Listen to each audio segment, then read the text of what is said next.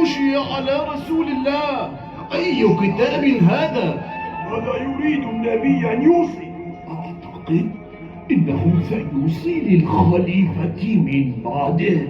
ماذا سيكتب رسول الله؟ يا عمر، بماذا يريد أن يوصي النبي؟ ما لك يا أبا بكر؟ أولا تعلم أن محمدا يريد أن يوصي لابن عمه علي على أنه خليفة للمسلمين؟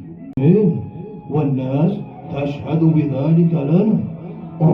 يا أبا بكر، تقول ذلك وكأنك لا تعلم أن محمدا قد نصب عليا في غدير خم. أنسيت ذلك يا أبا بكر؟ أنت على حق، فما نصنع يا عمر؟ لا تقلق، أنا سأتولى ذلك يا أبا بكر. يا قوم، إن رسول الله لا يهجر، لا تأتوه بشيء فإنه قد غلبه الوجع. يريد أن يوصي بكتاب وفينا كتاب الله. حسبنا كتاب الله، حسبنا كتاب الله. ما هذا يا عمر؟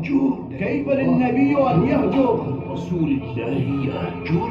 لا، هذا غير معقول أبدا. نعم، إن النبي يهجر، فكيف يترك كتاب الله؟ لا، هذا غير معقول. لا حول ولا